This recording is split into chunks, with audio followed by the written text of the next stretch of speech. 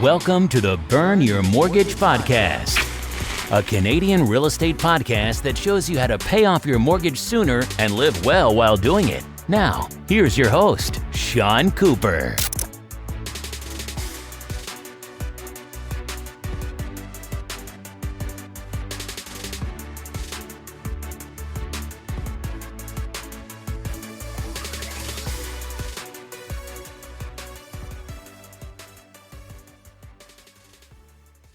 Welcome to the Burn Your Mortgage Podcast. I'm Sean Cooper, and it's great to be back for another episode. On today's show, I'll be talking to Starr Watson. Starr is a highly skilled professional with over 14 years of experience in marketing and many related fields. She's been working with clients, generating leads, building brands, and helping businesses thrive since the age of 19. Starr brings seasoned knowledge, good humor, and top-shelf strategies to ensure you get the results you deserve. In my interview with Starr, we discuss first-time homebuyer mistakes to avoid, choosing your real estate dream team, and protecting your home in a divorce. And just a quick disclaimer before we start the episode. Legal opinion is shared in this episode, but before you do anything, you should consult with a legal expert or lawyer. So just wanted to get that disclaimer out of the way. Now, without further ado, here's my interview with Starr Watson. Hi, Starr. How are you doing today? I'm great. How are you doing? I'm doing wonderful, thanks. Great to chat with you. Yeah, I'm super glad to be here. Great, and I'm excited to share your inspirational real estate story with the audience, so let's get started. Great, so you moved out at age 14, is that correct? Can you tell me Yeah. about that? Yeah, I did move out at 14. My parents separated and divorced, and I had a younger sister who is 6 years younger, and they couldn't afford like 2-3 bedroom residences. They were both renting at the time. And I was with my ex-husband from that age, 14. So I just started to work and do school part-time through a program which is almost like college, where you go in for a couple of lessons and then turn in your work. So from 14 I've lived on my own and worked full-time while also going to school or familying it up. Wow, so that's not the typical story, people moving out of the house at 14 years old, but I guess because of the situation at home, it forced you to grow up sooner rather than perhaps you had anticipated. Definitely. My sister being 6 years younger, I was often the mother or the nurturer in the situation, and I was often babysitting and caring for her. So I felt it was for the greater good for everybody, including myself at the time, which sounds crazy. I used to say I was 14, or I will say to people if they ask, I was 14 going on 24. So I have a 12-and-a-half-year-old daughter now. She actually is nearly 13 next month.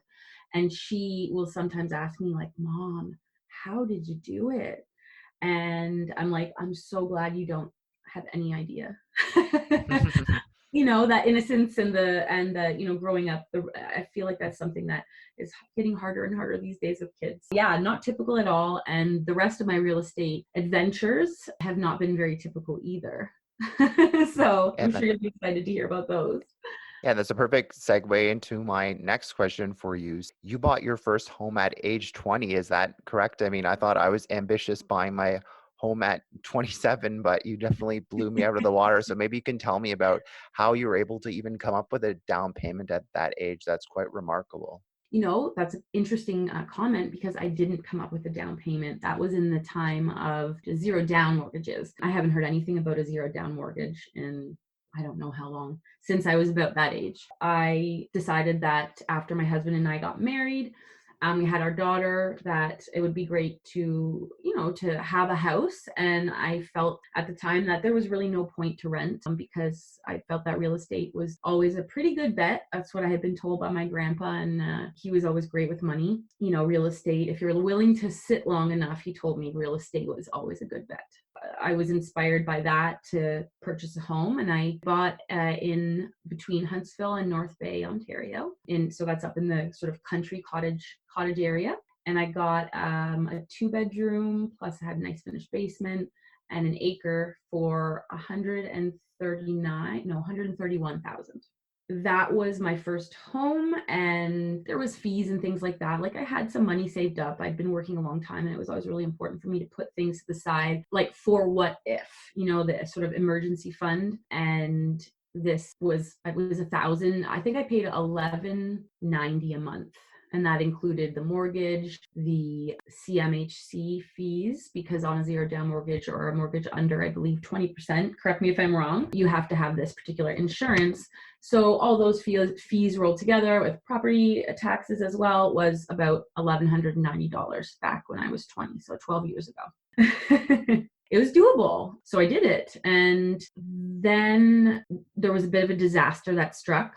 As a new homeowner for the first time, and being as young as I was, I didn't really know what was right or wrong or what was good or bad as it came to real estate agents or home inspectors or other inspections even that could help me make a good decision on the soundness of a property. So I just went randomly picked some agent out of, a sort of a book. And with that agent, randomly, he gave me the referral to this home inspector. And long story short, about a little bit over a year in, water started to rise from floor of the basement up. Yikes. And yeah, super yikes. Then we realized that mold had actually grown so far up that it was upstairs 3/4 of the way up the wall in my daughter's bedroom in the closet. So we hadn't seen. Basically, our home inspector had missed entirely that the basement had been redone to cover up the fact that there was water issues. And he hadn't used any kind of moisture meter checker. He hadn't, looked behind anything. There was apparently visible things that would have been visible to somebody who knew what they were looking for. There was also a dehumidifier, a big expensive one running, and they left it. As a new homeowner, I would never have thought, why would somebody leave behind like a dehumidifier? That must mean moisture problems. As a seasoned homeowner now into my fourth home, I know what a dehumidifier is for. I know when to use it, and I know why people use it in their homes when there are problems and how to. There were these clues that something wasn't right, but I didn't know how to put that information together.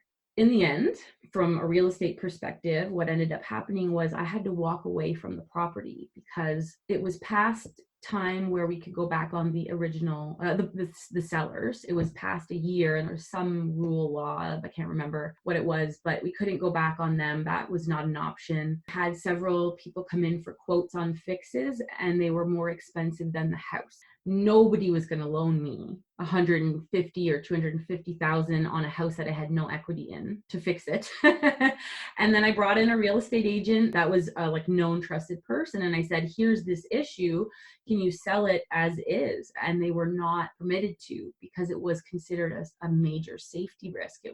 We had mold poisoning, and to this day I'm still affected by that, and I can smell mold like the instant I walk into a room. We had a bad agent and a bad home inspector, or maybe bad is not the right term, but they weren't seasoned professionals that had our best interests in mind. It was just different. And so we had to foreclose. I ended up doing a financial proposal instead of a bankruptcy, paid back a percentage of that mortgage over a period of years. And that was my first home ownership experience. It was really scary, and I learned a lot. It definitely impacted me financially, and I learned a lot about money and real estate and as a result of this, because I did a ton of research, and I began to sort of advocate for myself by being knowledgeable in advance instead of learning hard lessons later. Well, thanks so much for sharing your story with me. And I'm just curious, in terms of lessons learned, if you were to do that whole situation over again, what have you done different to avoid that situation? I mean, I guess perhaps you would have interviewed several realtors and made sure that the home inspector had a good reputation and was going to use some of the important tools like a moisture meter. They say hindsight is 2020. Perhaps you could tell me what you would have done differently, and for somebody that finds themselves in that situation today, how they can avoid a situation like what happened to you. Yeah, for sure. So everything you said there is definitely true. Interviewing, I went so far as to actually speak with past clients of the real estate agents I was interviewing, which is probably a lot deeper than most people go or is necessary in a lot of cases. But for me, it was really important that the agent had experience, not just in selling homes or how to buy homes, but what is important about a home, and knew about structure, perhaps knew what things to look for that could be a red flag. And then with the home inspector, yes, same deal. We had the home inspector on the next house that I purchased actually was out the window throwing buckets of water down the bricks to try to find where there was a moisture issue, that there was water coming in. That was something that would never even have been noticed or been tested for, or had somebody go so far as to like hang out a window and dump buckets of water to figure it out. That's what I needed to be happy and feel safe with a purchase. I needed to know all the things, and water is the scariest because, as I learned, and as many of your listeners may not know, water is generally not covered through your home insurance policy, at least not in my province, Ontario. It's generally not covered for sewer backup, or which happens if there's a huge rainstorm unexpected, let's say, or if water comes in because of like flooding from, again, rain or whatever we have weather-wise. There's just generally no water coverage, or you have to ask for it and pay extra for it.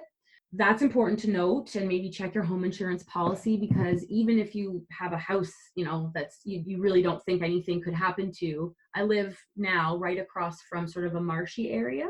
And if we got bad enough rain, and we do up here because where I'm at, it's past the snow belt, so we get as much rain as we would snow, that could become a swampy mess that came over to my house, which is just the second house in from the swamp. You kind of have to think about all of the outside factors, not just the excitement of the new house or of finding the perfect house. I learned that I had to judge homes based on the physical structure, not on the look, not on the magic of the moment, but really about, this is the biggest investment most people ever make in their lives. So I need to make sure that I'm making a sound decision. And that I guess is more of my internal personal, adjustment and change that I really went through after that experience, on top of making sure I had the best professionals that I could find. The agent I did find, I still use to this day, and he is a whippersnapper. He knows so much about what to look for, that in the last 3 home inspections, in the last 3 homes I purchased where he was a part of it, every single thing that the home inspector pointed out on those incredibly long, reports where there might be 300 plus items, my agent had already talked to me about. During walking around, he would say, point at this and say, this is what this means. It's not really much to worry about. This is what this could mean. That could be a problem. Let's see what the inspector says about it. I just have felt so safe with him, and he's become a very good friend, close family, comes over for dinner, all these years later, but he is just so knowledgeable. I think that that's really, really important, both for the person buying the home. And I really think I work with real estate agents for the past 15 years in my work. So I really think from an agent perspective, I think it's really amazing when there are agents that they're learning additional things that they know can support their clients in that perfect decision. A lot of agents I know are actually actively kind of getting into, I had one agent I know recently who was taking a home inspector's course, not to be certified or anything like that, but the sort of a full overview of what to look for and what things are important. Upskilling, I guess, I think as an agent and as a home inspector, surely as well, is still something that can be done. Upskilling, and it can really be very valuable to everybody. So. Great. Well, thanks so much for sharing your experience with our listeners. And I definitely think they have some words of wisdom to apply to their own situation. So once again, thanks for sharing that. Having a situation like that, I could see how that could scare you away from real estate, but it seems that that wasn't the case and you still own a property today. So how many houses do you own now at 32 Starr? I have owned 4. I'm in the 4th. Plus, I've owned a plot of land that had a small cabin on it. It wasn't considered an actual domicile because there was no services. Yeah, so 5 real estate transactions. I live in the 4th house, which we just moved into back in the beginning of May. I can very safely say that this home is by far the one I've felt the most comfortable in. And I believe that has everything to do with each home purchasing experience. I learned more about everything, including what I did or did not like in a house. Not what I thought I wanted, but what I actually did or didn't enjoy when I was living in the homes that I had purchased. So, for instance, when I originally bought, I was looking for a home in the beginning. I thought that I needed a nice tub. There had to be a tub, and it had to be like, jetted or have some kind of sort of spa-like qualities. And then I learned I don't actually take baths, so I don't no longer need a tub. I learned, what I liked to be close to wise, or what even view I would like out my window, which was one of the reasons I bought the house I'm in today. As I sit at my desk and work each day, I look at a beautiful forest and I get to watch fall turn, and it's something that's very motivational to me. I love trees. Silly things like that. Some people would say, oh, that's so silly, but after 4 houses, I literally live in pretty much my dream in terms of layout, which gives comfort for all the different family members in the house. I have 4 kids, so that's a lot of people, to be having their own safe space and comfy space. Each of those purchases brought me closer to this knowledge. I think I could have learned sooner by maybe just being mindful and observing my own feelings or likes or dislikes about even some rentals over the years. Because of course I rented from 14 up until 20. And I even rented a couple of times in between homes for different reasons. One of them was the financial proposal. That was a reason I rented for a long time, because of course nobody would give me a mortgage. I had to wait 5 years for my credit to be, or close to 5 years for my credit to be good enough to move forward with anything that wasn't a crazy interest rate.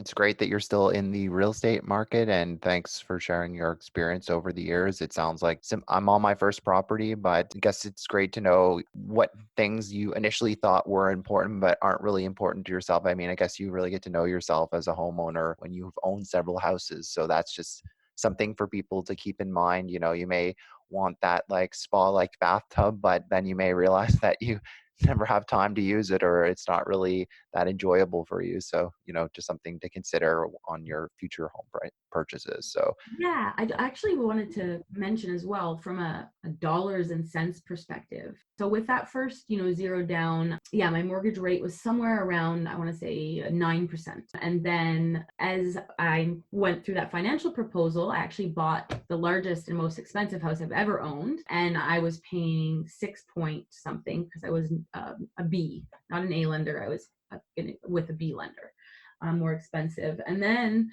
I really worked incredibly hard to get my credit as great as I could, and I pay 2.54%, and that's not variable. It's locked in. So I save $600 a month just because I have good credit and was able to, negotiate as best I could with my bank, which is something I learned over the years that you actually can do. And I learned that being married and having homes really, really changes if you end up in a situation that's going to equal divorce. That was a huge lesson.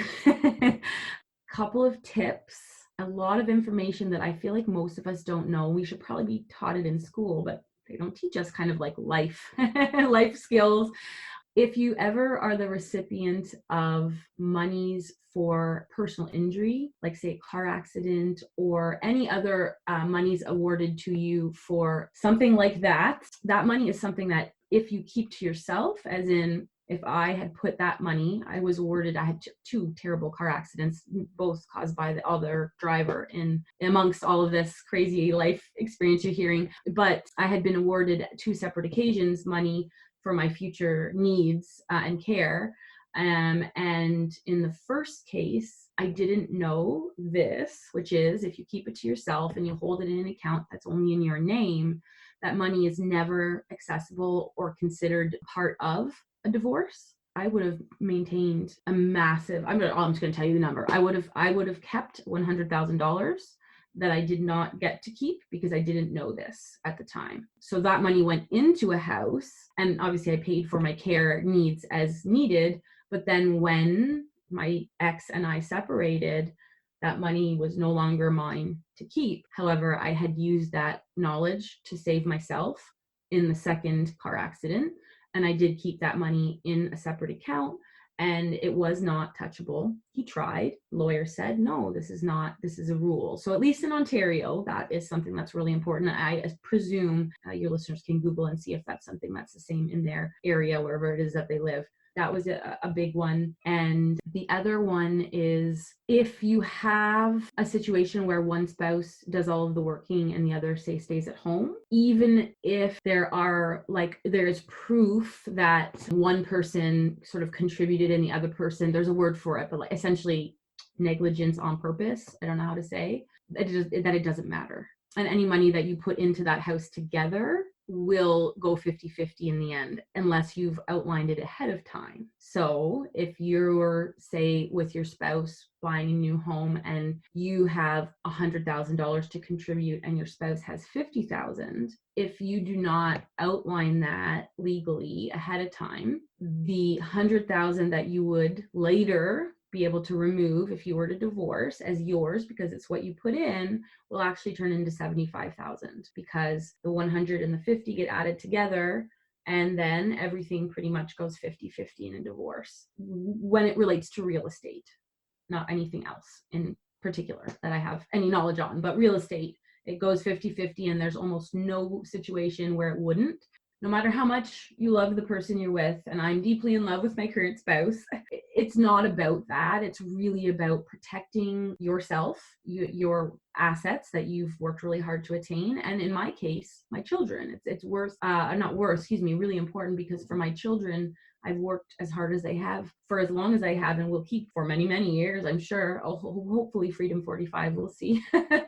But I want to protect what I've worked for so that it goes to my children, not it gets mixed up into a house because I don't know better and then it goes to my ex and it helps him fuel his new life. That doesn't make me feel very good. But what makes me feel good is knowing that I'm protecting my assets and I'm protecting my children. And I think two adults that are getting married or are already married, I think should be able to come to the table and realize that that's all you have to know and feel.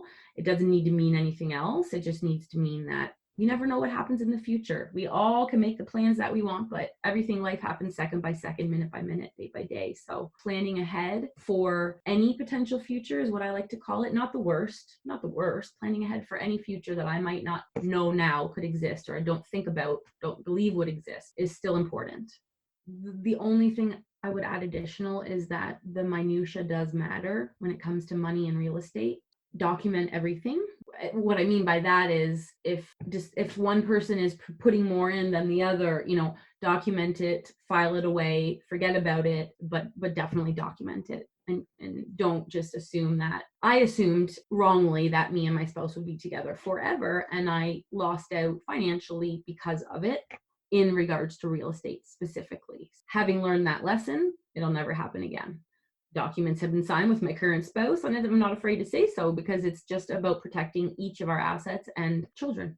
Well, Starr, it's been great having you on the show today. Before I let you go, is there anything of interest that you're working on that you'd like to share with our listeners? Sure. Right now, my marketing agency, we're offering a really crazy social media special.